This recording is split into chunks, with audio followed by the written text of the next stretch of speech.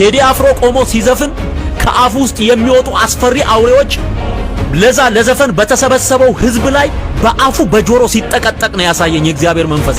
ሰላም ጤና ይስጥልኝ ቤተሰብ እንደውቃችሁልኝ በአዲስ ቪዲዮ ተመልሼ መጣሁ። በዚህ ደግሞ እንመለከተው የአዲስ አበባ ወጣት ለቴዲ አፍሮ ያለውን ፍቅርና አክብሮት እንደዚሁ ደግሞ ድጋፍ ቴዲ አፍሮ ንጉሳችን ነው እያሉ በስታዲየም ውስጥ የሱ ዘፈን በመዝፈን ድጋፋቸውን ገልጸዋል። እሱን የምንመለከት ነው የሚሆነው። እዚሁ ደግሞ በእንግሊዝ ለንደን የሚኖሩ ዲያስፖራዎች ወደ አዳይ በመውጣት ለቴዲ አፍሮ ያላቸውን ፍቅርና አክብሮት እንደዚሁ ደግሞ ድጋፍ ገልጸዋል። እሱን የምንመለከት ነው የሚሆነው። ፓስተሮቹ የአዳባይ ዳስጣል ዘፈን ተቃውሞ እንግዲህ ብዙዎችንም እያነጋገረ ይገኛል። እሱን እንመለከታለን። ላይክ እና ሼር ያደረጋችሁ ኮሜንት ላይ አስተባችሁ ማስቀመጣችሁ እንዳትረሱ። ሰብስክራይብ ለምንድን ነው የማታደርጉት? አሁን ማሩ እስቲ መጀመሪያ የአዲስ አበባ ወጣት ለቴዲ አፍሮ ያለውን ክብርና አድናቆት እንደዚሁ ደግሞ ድጋፍ ቴዲ አፍሮ ንጉሳችን ነው ብሎ ገልጿል። እሱን ከማየታችን በፊት ፓስተሮቹ እንግዲህ ተቃውሞ ያሰሙ ይገኛሉ። ኢቭን አዳይ ወጥቷል ቴዲ አፍሮን ተቃውሞና ተመልከቱ እስቲ። የዳስታል መንፈስ ተወጋይ እኛ የወንጌል አማኞች ያዋነን እኛ ያዋን ስላለ ኢትዮጵያ ሀገራችን አልሞተችም ወደፊትም አትሞት ኢየሱስ ያው ነው እኛም ያዋነን እንደምትመለከቱት ነው እንግዲህ ያው ለምን ተቃውማችሁ አይባልም፣ ግን ወንጌል ይዞ አዳይ ወጥቶ የቴዲ አፍሮን ዘፈን ዳይሬክት መቃወም እኔ እንጃ ጥቅሙ አልታየኝም። ኦኬ ሰው በሚጨፈጨፍበት ሀገር ሰው ለምን ተጨፈጨፈ ያላልክ ሃይማኖት አባት ወይ ሃይማኖት አስተማሪ የምትሉ ላይ የመጣክ ዛሬ ቴዲ አፍሮ ሀገር ሞታለች ሰው የሞተ ነው የሚገኘው ሰላም ይስፈን ብሎ ድምጹን በዜማ አድርጎ የገለበ ያለውን ሐሳብ በዜማ አድርጎ የገለጸን ሰው ወጥተክ ሀገር አልሞተችም ሰላም እኮ አለ ማለት በጣም ነው የሚያሳፍረውና የፓስተሮቹ ቴዲ አፍሮ መቃወም እንግዲህ ጀመረው አሁን ሳይሆን ቴዲ አፍሮ ዘፈን ከልቆ በፊት ነበርና ይሄን ሰው ታሳውሳላችሁ። ዘፈናቸው እንዳይሰራ ዘፈናቸው እንዳይከናወን ዘፈናቸው ሞገስ እንዳይኖረው ዘፈናቸው የሚያስጠላ እንዲሆን ጸልያለሁ። ከአጋንንት የተመረቀ ዘፈን ከጥልቅ ዓለም በኢየሱስም ተመክሮና ተደግሞ ተሟርቶና ተጠንቁሎ በኢየሱስም በአገራችን በኢትዮጵያ ላይ በኢየሱስ መከፋፈል ልዩነትን በኢየሱስ ክርስቶስም የሚረጭ መንፈስ የተመታ ይሁን። እንደምትመለከቱት እንግዲህ ይሄ ቴዲ አፍሮ ዘፈኑ ለቃለው ብሎ ሲናገር ገና ሳይለቅ በፊት አልበሞቹ ሳይለቁ በፊት ነብይ ሱራፌል ብሎ ራሱ ይጠራል አዲስ ነብይ ነው መሰለኝ ባለሰዓትና በዚህ መንገድ ወጥቶ ሲቃወም ነበርና ብቻም አይደለም እነዚህም አሉ። ድንኳን አንጥል ድንኳን ለመጣል የተዘጋጃችሁ ካላችሁ ድንኳን አንጥል። እኛ ታላቅ ሀገር ይኖርና እኔ እንደ ድሮ እንዲኖርም አልፈልግም። እኔ ፊውቸር ነኝ የእውነት ማለት ቴዲ አፍሮ ቆሞ ሲዘፍን ከአፉ ውስጥ የሚወጡ አስፈሪ አውሬዎች ለዘፈን በተሰበሰበው ህዝብ ላይ በአፉ በጆሮ ሲጠቀጠቅ ነው ያሳየኝ የእግዚአብሔር መንፈስ። ሕያው እግዚአብሔር ምስክሬ ነው። እንግዲህ በዚህና በመሳሰሉ መንገዶች ቴዲ አፍሮን የተለያዩ ፓስተሮች በተለይ በፕሮቴስታንት ህዝብ በኩል የሚገኙ ሰዎች ሲቃወሙ አይተናልና ያው ለምን ተቃውሟቸው ነው ቅድም እንዳልኩት መብታችሁ ነው መቃወም። ነገር ግን ገና ከጀምሮ እኔ ማቀው ፕሮቴስታንቶች ዘፈን አንሰማም ሲሉ ነው ወይ ደግሞ እንደማይሰሙ ነው ማቀው እንጂ ፓስተሮች ራሱን ዘፈን እየሰሙ መተው ዳስጣል ተብሎ እንዳሳንጥልም ጀንበር እንትን እያሉ መቃወማቸው እንደምትሰሙት ነው። እንግዲህ ወንድማችን ቴዲ እንስማና ወደ አዲስ አበባ ወጣቶች እንመለስ። የዳስታል መንፈስ ተወጋይ እኛ የወንጌል አማኞች ያዋነን እኛ ያዋን ስላለ ኢትዮጵያ ሀገራችን አልሞተችም ነገሩ ፍንትው ብሎ አፍንጫ ሲነካ አይን ያለቅሳል ለካ የሚለውን አባባል የሚያሳይ ነው። ሰሞኑ ያልተንጫጫ ፓስተር ያልተንጫጫ የዛ ቤት ከፍተኛ አካል ያልሆነ የለም። ሁሉም በየፊናው እየተነሳ ያጓራል። ይህ ክፉ መንፈስ የሚያጓራው ለምንድን ነው ሲባል ዘፈን ስለተዘፈነ ሳይሆን እውነት ስለተገለጠ ከማን ጋር ማን ምን ይሰራል የሚለው ነገር ግልጽና በደንብ የሚታይ የሆነ እየመጣ ያለ ይመስለኛል። ለምንድነው ተለይታችሁ ይሄን ያህል የተንጫጫችሁት? እኔ እኮ ይሄ ክፉ መንፈስ የጥልቁ መንፈስ እያላችሁ ስትጮሁ የምር ተጋብታችሁ አልመሰለኝም ነበር። እንደው በየሆነ ሳይድ ትቃረናላችሁ የሚል ሐሳብና ፍላጎት ይኖራችኋል ብዬ ነበር ምገምተው። ለካ ተዛምዳችሁ አንገት እየተቆረጠ ጸጉር ሹሩባ ይሰራል የሚባልበትን ሁኔታ ደግፈ ክርስቶስ ክርስቶስ ኢየሱስ ኢየሱስ እያልክ ብትጮህ ምን ሊረባ? 21ዱ ስነ ፍጥረታት እንዲገብሩለትና እንዲገበሩለት የተሰራ የሰው ልጅ ከሰውነት በታች ከሰውነት ጠለል በታች ሆኖ እየታየ እየታረደ እየተሰነጠቀ እየተገደለ ያንን እውነት ዋጥ ስልቅጥ አድርገ አገር እየተሰራች ነው አገር እየለማች ነው። ይሄ እኮ ከኃጢአትም በላይ ኃጢአት ነው። እናንተ የምትታበዩበት ዛሬም ደግሞአለሁ በፈሪሳዊነት ልባችሁ ያበጠበት ኃጢአት ነው ብላችሁ ከምትናገሩት ዘፈን በላይ የእናንተ ድርጊት ኃጢአት ነው። በጣም ተጋብታችኋል።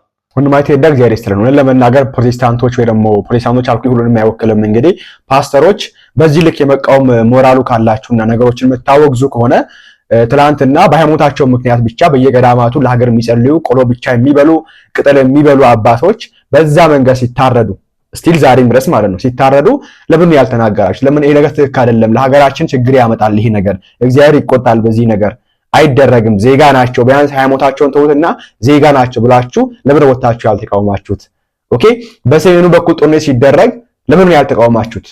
አንዱ የሃይማኖት አባት ስራ ይሄን ነገር የምናገረው ለፓስተሮቹ ደግሞ ለፕሮቴስታንት አባቶች ሳይሆን ለሁሉም ሃይማኖት አባቶች ነው፣ ለኦርቶዶክሶችም ለሙስሊሞችም። ትናንትና በሰሜን በኩል በተለይ በትግራይ በ2013 ጦርነት ሲደረግ ህዝብ ሲጨፈጨፍ በዚህም በዛ የሚገኝ ህዝብ ወንድሙን የገደለው በዛ መንገድ ሲጨፈጨፍ ኦልሞስት ወደ 800,000 ሰው ሞቷል።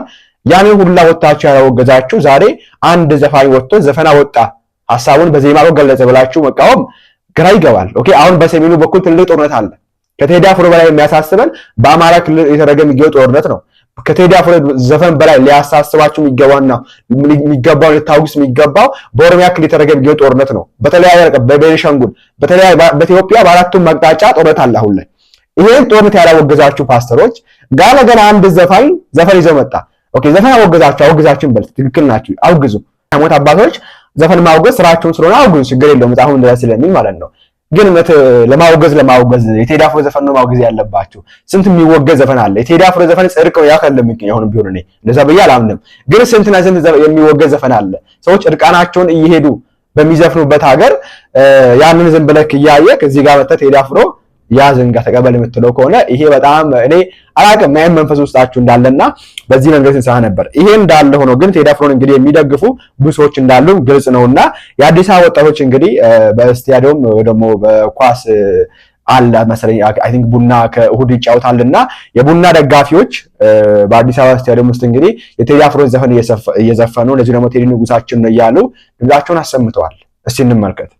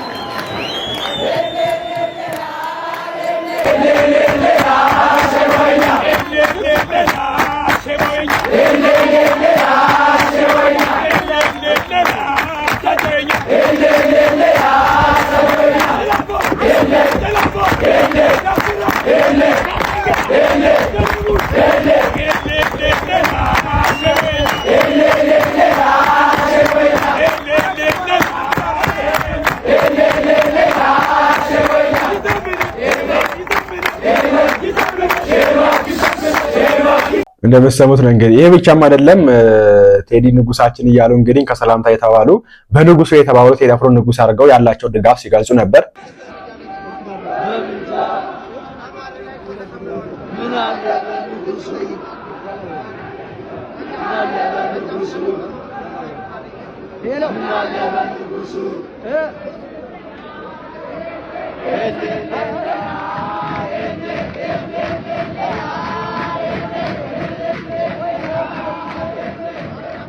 በዚህ መንገድም እንግዲህ ገልጸዋል። ይሄ ብቻ አይደለም ባይዘው ኤሌል ላይ የሚለው ዘፈኑ ብቻ ሳይሆን ይሄ እንግዲህ ዘፈኑ አዲሱ ዘፈን ነው።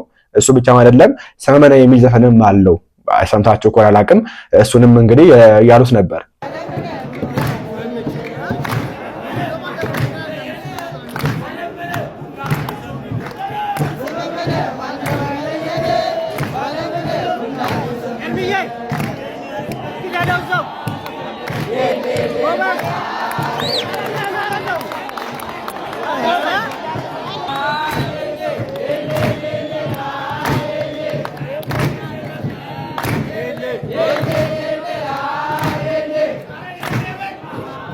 በነገራችን ላይ እና ታዲያ ችግር አለው? ደጋፊዎች እኮ እንደፈለጉ ሊዘፍኑ ይችላሉ። የቴዲ አፍሮ ዘፈን መስፈናቸው ምን ለየት ያደርገዋል? ምን የሚወራበት ጉዳይ እኮ አይደለም ካላችሁ አሁን ኢትዮጵያ ውስጥ የቴዲ አፍሮ ዘፈን መስፈን በዚህ መንገድ ነው ቅጣት የሚያደርስባችሁ። ወንድማችን ስሙ ትናንት ሳይቻችሁ ነበር። ይሄ ወንድም የቴዲ አፍሮ ዘፈን ሰማክ ተብሎ ተቀጥቅጦ ዘን መጥቶ እንግዲህ ያለውን ብሶት ያው መጪዎቹ ላይ መናገር ስለማይችል ቴዲ አፍሮ ላይ እንግዲህ አንተ ባዘፍነው ከረደበደብ ነበር ብሎ ሲናገር እንሰማዋለን። ቴዲ አፍሮ የስራህን ይስጥህ። እሺ የስራህን ይስጥህ። እያየህ ነው፣ እያያችሁ ነው።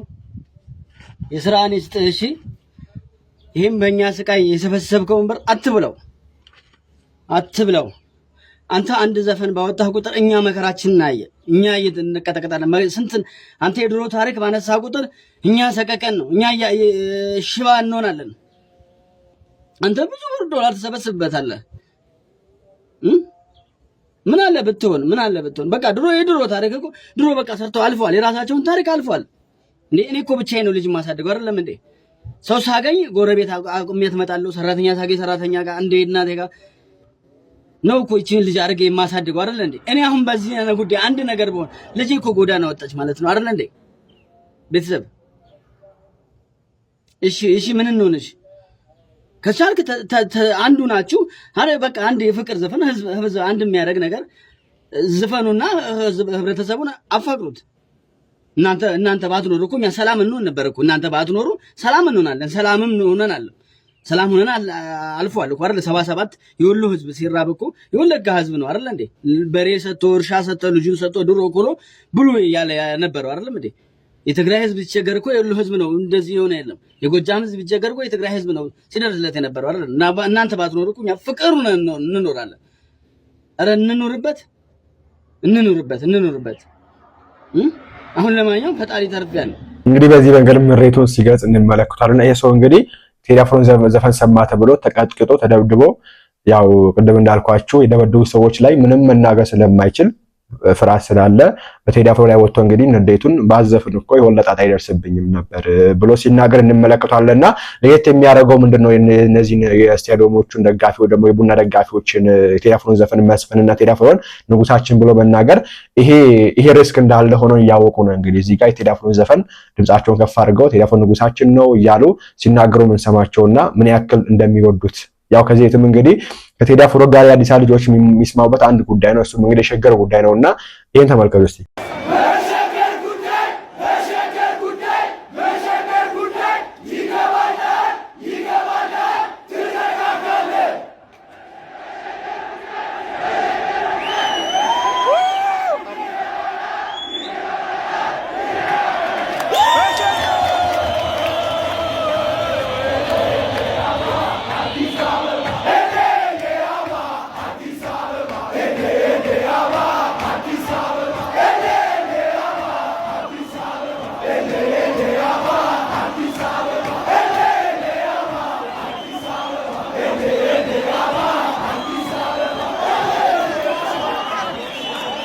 እንግዲህ ይሄን ቪዲዮ አሁን ላይ ተለቀቀ ነው የሚገኘው። በነገራችን ላይ ይሄን ቪዲዮ አሁን ላይ ካያችሁ ያሁን አይደለም፣ እሺ የቆየ ቪዲዮ ነው። አይ ቲንክ 2023 2023 ላይ ነው ብቻ አይ ቲንክ አሁን 6 ላይ የሚገኙት ከ3 ዓመት በፊት ነው የአዲስ አበባ ወጣቶች እና በዚህ መንገድ እንግዲህ ድምጻቸውን የሚያሰሙ ናቸው። እስቲ እሁድ ምን እንደሚፈጠር የምንመለከት ነው የሚሆነው፣ ምክንያቱም ጫወታው እሁድ ስለሆነ ማለት ነው።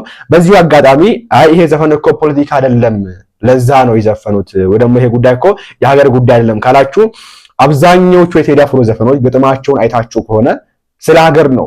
አሁን ጀንበር የሚለው ውስጥ ምናምን ነገር እንትን ልጥል ነው መሰል ዝናብ እንትና መጣች ሄደች ናፍቆት ምናምን የሚል ነገር ካያችሁ ቴዲ አፍሮ እያወራ የሚገኘው ስለ ሀገር ነው እንጂ ስለሆነች ስለተካረች ፍቅረኛ አይደለም። ወንድማችን ስሙት። በጣም በርካታ ቲክቶከሮች ዳስጣል የሚለውን ዘፈን በሱ ቪዲዮ ከሰራን ፖለቲካ ይሆንብናል ብለው ፈርተው፣ በተቃራኒው ደግሞ መርከብ በሚለው ሁሉም ሰው ቪዲዮ እየሰራ ይገኛል። መርከብ የሚለው ትራክ ለአንድ ፍቅረኛ ማለትም አንድ የተከዳ ሰው የዘፈነው ዘፈን ሳይሆን ለሀገር የተዘፈነ እሱም ልክ እንደ ዳስጣል በውስጡ ፖለቲካዊ ይዘት እንዳለው ላስረዳችሁ እስቲ። በመጀመሪያ መርከብ የማለቁ ጫፍ ባይሰራ ረክቶ እንዳይቆም ከአንዱ ስፍራ ብሎ ይጀምራል። እዚህ ጋር መርከብ ብሎ የገለጸው ሀገርን ነው። የማለቅ ጫፍ ማለት አንድ መርከብ የሚቆመው ማለትም የሆነ ቦታ ላይ ሲቆም በማለቅ ይታሰራል ጫፉ ማለት ነው። ካልታሰረ ምን ይሆናል? ማዕበል ሲነሳ፣ ንፋስ ሲመጣ ይወስደዋል፣ ይገለብጠዋል ማለት ነው። ስለዚህ እዚህ ጋር ቴዲ አፍሮ ምን ለማለት ፈልጎ ነው? ለመርከቡ የሚጠቅመው ማለቁ እንደሆነ ለሀገራችንም መከባበሩ፣ ፍቅሩ፣ አንድነቱ፣ ሰላሙ ካልሰራ መርከቢቷ ሀገሪቷ ረክታ አትቆምም፣ ትወሰዳለች፣ ትገለበጣለች፣ ትናወጣለች እያለን ይገኛል ማለት ነው። ከዛ በኋላ ደግሞ ቀጥሎ ምን ይላል? ቦይ ብቀድለት እምባዬ ፈሶም አይበቃ ይላል። እዚህ ጋር ቦይ ብቀድለት የሚለው ማለቂያ የሌለው እምባ ዜጎች ላይ የሚደርሰው ግፍና መከራን መግለጽ ፈልጎ ነው። ይሄ የሚደርሰው ነገር ቦይ እንኳን ቢቀደድ ፈሶ እንደማያልቅ እንደማያባራ ለመግለጽ ፈልጎ ነው። ከዛ ቀጥሎ ደግሞ ምን ይላል? ወፍ ጭጭጭ እስኪል ቆሜ ነው ሌቱን የማነጋው። የሰላም ችግር እንዳለ፣ የደህንነት ችግር እንዳለ፣ በሰላም ተኝቶ እንኳን እንደማያቅና ቆሞ እንደሚያነጋው፣ ለሰላሙ ለደህንነቱ ይሞት ይኑር እንኳን ደህንነት እንደሌለው ቆሞ እንደሚያነጋ ለመናገር ፈልጎ ነው ማለት ነው። ከዛ ደግሞ ምን ይላል? ቃልሽ ሆነና ቦታው ማይገኝ ተላላ አረገው ልቤን ሰው አማኝ ብሎ ይገልጻል። ቃልሽ ብሎ እዚህ ጋር የተጠቀመው የተገባው ቃልን መናገር ፈልጎ ነው። ስለ ሰላም፣ ስለ ዲሞክራሲ፣ ስለ አንድነት ብቻ ከዚህ በፊት የተገባውን ቃልሽ ብሎ ይናገራል ማለት ነው። እሱን ቃል አምኖ እንደነበረ ተቀብሎ እንደነበረ ይናገርና በኋላ ላይ ምን ይላል? እንደተታለለ ተላላ አረገው ልቤን ሰው አማኝ ብሎ ይገልጻል። እንደተታለለ ቃሉ እንዳልተፈጸመ ይናገርና አረገው ልቤን ሰው አማኝ ብሎ ይገልጻል ማለት ነው። በቀጣይ ደግሞ ምን ይላል? ምስኪኑ ልቤ በአንቺ ታምኖ በአንቺ ታሞ ሳይበቃው ይላል። እዚህ ጋር አምኗታልም በማመኑ ደግሞ ታሟልም። ቀጣይ ላይ ደግሞ ምን ይላል? ሄደሻላሉ ትቼዋለው ጆሮ ምን አለ ማይሰማው ብሎ ይደመድማል ማለት ነው። በማመኑ በመታመኑ እንደተከዳ እንደተጎዳ ጭራሽ ደግሞ በኋላ ላይ ትቼዋለሁ እንደተባለ ያንን ቃል የተገባውን ቃል ትቼዋለሁ እንደተባለ ይገልጻል ማለት ነው። ስለዚህ በአጠቃላይ መርከብ የሚለው ሙዚቃ አንድ ፍቅረኛው ለካደችው ወንድ የተዘፈነ ሳይሆን ሀገሪቷን በመርከብ መስሏት የዘፈነው ስራ ነው። ስለዚህ በዳስጣል ባትሰሩም በመርከብ እየሰራችሁ ነውና የሆነ ፖለቲካ ውስጥ ያልገባችሁ አታስመስሉ። ይሄ ነው እንግዲህ እና የተለያዩ ዘፈኖችን ከውስጥ የመረጣችሁ ስለ ያልተነካ ለምሳሌ ከአብዛኛው ታዋቂ ሲሳክራ አሁን ላይ በዳስጣልም አልሰራም፣ በእንባ ያዞንበም አልሰራም። በተለይ በዚህ ምንድነው መርከብ በሚለው የሰራ የሚገኘው በጀንበርም ራሱ አልሰራምና ለምን ከተባለ ትንሽ ፖለቲካን ስለሚነካ ነው ብሎ ነው የሚያምነው ወይ ደግሞ እንደዛ ስላሰበ ነው ፍራስ ስላለበት ነው ያልሰራውና አብዛኞቹ የቴዲ አፍሮ ዘፈኖች ደስ ከሚሉ ነገሮች ማለት እንግዲህ የሱ ግጥም ስንመለከት ስለ ሀገር ነው፣ በቅኔ ነው የሚናገረው። እዚህ ጋር እንግዲህ የሆነ የተካካዱ ፍቅረኛሞችን የሚነሳ ይመስላል። ነገር ግን ውስጡ ስንመረምረው ይሄን ነው ውስጥ የምናገኘውበትና ከዚህ እንደምናገረው ቴዲ አፍሮ ዘፈን ለመረዳት ቴዲ አፍሮ መሆን ይጠይቃል ወይ ደግሞ የቴዲ አፍሮ ዘፈን የሚረዳው ራሱ ብቻ ነው። ኦኬ ቅጣት ከሚቆጥሩ ሰዎች ውጪ በትክክል ምን ለማለት እንደፈለገ ልንረዳው አንችልምና ኤኒዌይስ እንግዲህ አዲስ አበባ ወጣት በዚህ መንገድ አሰምቷል። እንደዚሁም ደግሞ እንግዲህ በእንግሊዝ ለንደን ቴዲ አፍሮን የሚደግፍ ቴዲ አፍሮ አትንኩት የሚል ሰልፍም ተደርጎ ነበር። እስቲ እንመልከት። ቴዲ አፍሮ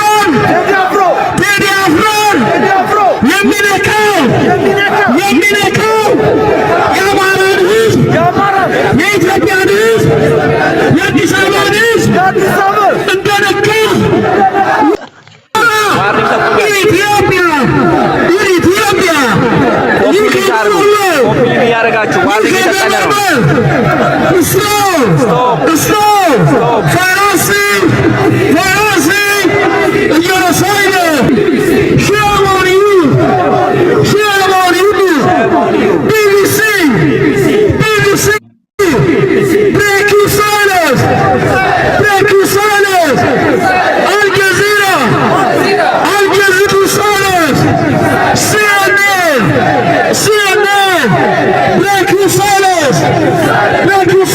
ይሄ እንግዲህ በዚህ መንገድ እንግዲህ ህዝቡ ለቴዲ አፍሮ ያለው ፍቅር አድናቆትና ድጋፍ እየገለጸ ይገኛል። ያው እንደሚታወቀው እንግዲህ ቴዲ አፍሮ አሁን ላይ አጠገው የሚገኙ ሰዎች እንደታሰሩ ያው ትላንትም አይተን ነበር አይደል?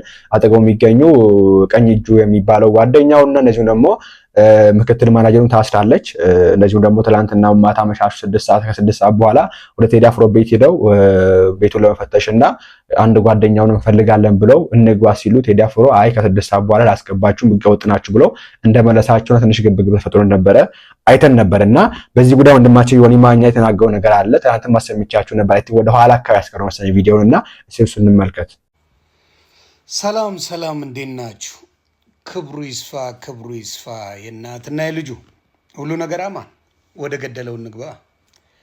ዶክተር አብይ በመጀመሪያ ደረጃ ምንድን ነው ማለት የምፈልገው የኛ እድሜ ሆኖ በጠቅላይ ሚኒስትር ደረጃ ላይ መቀመጡ እጅግ ልናደንቀው ይገባል። ከፖዚቲቭ ነው መጀመሪያው። የኛ እድሜ ሆኖ የመሪነት ደረጃ ላይ መቀመጥ ቀላል ነገር አይደለም። ኢትስ አሜዚንግ ግሬት ጆብ። በዛ በጣም ነው ማደንቀ። ሌላው ምንድነው በአንዳንድ ነገሮች ኢትዮጵያ ላይ በተሰሩ ነገሮች አሁንም አድንቆታለኝ። ስለዚህ በዛ በሚሰሩ ነገሮች ላይ እንደማመሰግነው ያህል አንዳንድ ነገሮች ደግሞ ምን ማድረግ አለብኝ? የሚቃወሙ ነገሮችን እቃወማለሁ። ትችቶች ካሉ ተቻለሁ። ስለዚህ አሁንም የምለው ምንድን ነው የተሰሩ ነገሮች ለልማት ተብሎ የተደረጉ ነገሮች ሲሰሩ ሌሎችን እየጎዱ መሆን አለበት ብዬ አላስብም። ለምሳሌ አዲስ አበባ ተቀየረች ስንል ብዙ ድሃዎች ተፈናቅለውባት ነው። ብዙ ድሃዎች አልቅሰውባት ነው። ብዙ ድሃዎች ህይወታቸው ጠፍቶ ነው አዲስ አበባ ምን ተባለች ለማች የተባለችው። ምክንያቱም እንደው በፍቅር በመልካም ነገር መስራት ከተፈለገ እዛ አካባቢ ያሉ ሰዎች አሁን ፒያሳ ልትል ትችላለ፣ ዶሮ ማነቂያ ልትል ትችላለ፣ ሌላ ቦታዎች ልትል ትችላለ። በሁለት በሶስት ኮንዶሚኒየሞች ምን ማድረግ የሚችሉ ናቸው። እዛ ላይ መኖር የሚችሉ ህዝቦች ነበሩ የተፈናቀሉት ማለት ነው። ጎዳና ላይ የተጣሉት ማለት ነው። ይቻል ነበረ። ፍላጎቱ አይደለም። ያንን ሰው መንቅሮ ለባለ ሀብቶች ያንን ቦታ ሰጥቶ ባለ ሀብቶች ፎቅ ሰርተውበት እንደፈለጉ የፈለጉትን ብር እንዲያጭቁበት ነው የተደረገው። ያንን እንደ አንድ ሀሳብ ነው የማቀርበው። ሌላው ምንድን ነው በአክቲቪስቶች ላይ በተነሳ ነው። አንድ አርቲስት ወደ አክቲቪስትነት ከተቀየረ ምንድን ነው ቫሊዩን አጥቷል፣ ቦታውን ቀይሯል ብለህ ስትናገር ሰማውና እስቲ እኔም ደግሞ የሆነች ነገር ልበል። ይሄ ነገር ግን ይታያቸዋል። አንዳንዴ ከጠቅላይ ሚኒስትር ወይም ከትልልቅ ባለስልጣኖች የማይጠበቅ ንግግር ስታደርጉ የራሳችሁን ቤት የሚያንኳኳ ነገሮችን ዞር ብላችሁ ባለማየት ነው። ብዙ ጊዜ ማስተዋል እሱ ላይ አይታየኝም። ለምንድን ነው እነ ካሙዙ ሲያጨበጭቡ ይቻላል? ካሙዙ አርቲስት አይደለም? እናንተ ጋር ገብቶ ሲያጨበጭብ ፖለቲካ ምርጫ አድርጎልኝ ሲልስ ይቻላል? ብልጽግናን ደግፌ እኔ እመረጣለሁ እያለ ማለትስ ፖለቲከኛ መሆንስ ይቻላል ወይ? እናንተን የሚደግፉ ከሆነ ይቻላል። እነ አቤል ሙሉጌታ አርቲስት አቤል ሙሉጌታ አሁን ዘማሪ ነኝ ጴንጤ ነኝ ብሎ ሸዋሸዋ የሚሰራው አቤል ሙሉጌታስ ይቻላል? ሌሎችም አርቲስቶች ከዚህ መንግስት ጋር የሚያጨበጭቡ አርቲስቶች ለነሱ ይፈቀዳል? የእናንተን የሚደግፍ ከሆነ አክቲቪስት አይባልም አይደለ? አጎብዳጅ ስለሆነ ስሙ ማለት ነው። ለህዝብ ድምፅ የሚሆን ከሆነ ግን በጣም በስሜታዊ ንግግር ስትናገሩ አይቻለሁ። ቆም ብሎ ሁለቱንም አመዛዝኖ ነው አንድ መሪ አንድ ባለስልጣን የሚናገረው። ማጎብደድ ከሌላ አርቲስቶች ከፖለቲካ ውጡ ብላችሁ መናገር አደባባይ። የእናንተን የሚደግፍ አጨብጫቢ ሲሆን ግን ይጨበጨብለታል፣ መድረክ ይሰጠዋል፣ ብዙ ቦታዎች ላይ በክብር ይጠራል። የእናንተ የህዝብ ድምፅ የሚሆኑ ሲሆኑ ደግሞ ማናጀሮቻቸው ምክትል ማናጀሮቻቸው የነ ቴዲ አፍሮ ይታሰራሉ። እነሱንም በአይነ ቁራኛ መታየት ይጀምራሉ። ይሄ ስህተት ነው። ቴዲ አፍሮ የተናገረውና ከ70 ሚሊዮን በላይ ቪው ሊያገኝ የቻለው የህዝብ ድምፅ በመሆኑ ከኢትዮጵያ ከግማሽ ሚሊዮን ህዝብ በላይ ቴዲ አፍሮ ቪው ያገኘበት ሪዝን የህዝቡ ኑሮ ከ70 ሚሊዮን በላይ አሞታል ማለት ነው። ሌላውስ ደግሞ ሃይማኖተኛ ሆኖ አክቲቪስት መሆን ይቻላል? እንግዲህ አብዛኛው ሲያለቅሱ የነበሩት ፓስተሮቹ ናቸው፣ ሐዋርያ የሚባሉት ናቸው። ቴዲ አፍሮ ማለት ዘፈንን አውግጃለሁ እያሉ በሴቶችም በወንዶችም ሲለፈልፉ ያሉት እነሱ ናቸው።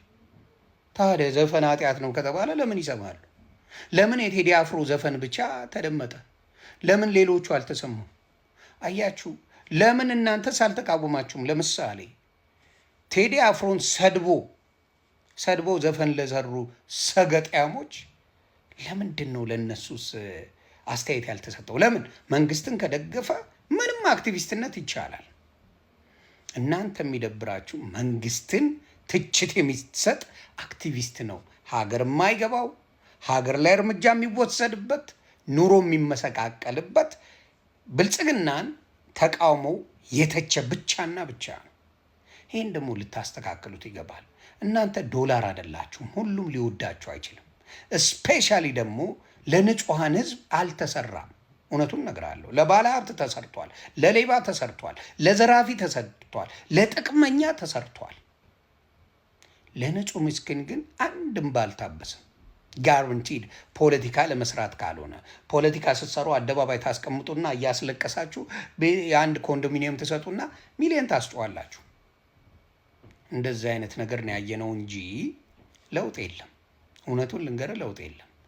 መንገዱ ተሰራ ምናምን መንገድ የጀመረችው መስራት ህወሓት ትባላለች፣ ኢህአዴግ ይባላል። አንተም ነበርክበት። ኢህአዴግ ቀለበት መንገድ በመስራት ይሁን ፍሪዌይ በሚባል ይሁን ትሬን ይሁን ካሌጅ ይሁን ሆስፒታል ይሁን ኤቭሪ ፕሮጀክት አሁን 90% ፕሮጀክቱ የተሰራው ኢህአዴግ የሚባለው በሰራው ባወጣው እቅድ ነው። የእናንተ ጭማሪ ነገር የለበትም። ሌላ ልጨምር፣ አባይ ተገድቧል ብላችኋል። አባይ ገድመን ትልቅ ፕሮጀክት ሰርተናል ብላችኋል። አባይ ተገድቦ ጥቅሙን አላየንም። መብራቱ ምንም እየሰራ አይደለም። ውሃውም እንዳለ ነው። ምንም የመጣ ለውጥ የለም። ታዲያ አባይ የተገደበው ለባህሉ ድምቀት ነው ወይስ ፎቶ ለመነሻ ነው? ስላልገባኝ። ምክንያቱም አባይ ከተገደበ ቆይተዋል። ላስት ይር ነው የተገደበው። ስለዚህ እስካሁን ግን ምንም አይነት ውጤት እያሳየ አይደለም። ምንም አይነት ውጤት። ወዲያው ከተገደበ በኋላ ወደ ውጤቱ ነው የምንሄደው። ከዛ እንቀይራለን ኢትዮጵያን የሚባል ፕሮጀክት ነበር። መብራቱ ያው ነው፣ ውሃው ያው ነው፣ ኑሮ ውድነት ያው ነው፣ ሁሉ ነገር ሰው እየተሰቃየ ነው። እና ቴዲ አፍሮን ከ70 ሚሊዮን በላይ በ6 ቀናት ውስጥ ሊሰማ የቻለው በምን ምክንያት ነው? የህዝቡ ስሜት ስለሆነ የህዝቡ ስሜት ነው። ስለዚህ አክቲቪስት ወይም ደግሞ ብቃት ያላቸው በአርት ደረጃ ንጉሥ የተባሉት ሲሰሩ አዳምጡ። ህዝቡን እውነት ጠቅመነዋል ወይስ በድለነዋል? የእናንተን አጨብጫቢ አስወጥቶ ሆ ማስባል እውነታን መናገር አይደለም፣ እውነትን መደበቅ እንጂ። ስለዚህ ይህን ነገር እንድታሻሽሉ ነው። ዶክተር አብይ ትሰማለህ ብዬ ስለማስብ ነው ይህን የምናገረው። የተናገርኩትም በሚገባችሁ በጨዋ ቋንቋ ነው። መሳደብ እንችላለን፣ ችግር የለብንም። እኛ አሜሪካ፣ አውሮፓ ለምንኖረው ግን ጥቅም የለው። ብንነጋገር እንደ አንድ ሀገር ተነጋግረን ሀገሪቷ ህዝቧ የማያዝንበት የማያለቅስበት ህዝብ ቢኖር ጥሩ ነው። እንደዚህ ዘመን የኢትዮጵያ ህዝብ ተገሎ አያውቅም፣ ተጨፍጭፎ አያውቅም፣ ተፈናቅሎ አያውቅም። ይህንን አንተም ትመሰክረዋለህ ሳሎን። ስለዚህ ይህን ነገር ብታስተካክሉና የህዝብን ይሄ አጨብጫቢውን ሳይሆን የእውነተኛ ህዝብን ድምጽ ብትሰሙ መልካም ነው ላለሁ። እንግዲህ በቀጣዩ ቪዲዮ እንመለሳለን። እንግዲህ በዚህ ጉዳይ ላይ ካለ ይዤላችሁ ቅርብ ነው የሚሆነው። ላይክ እና ሼር ማድረጋችሁ እንዳትረሱ። ቸር ቆዩልኝ።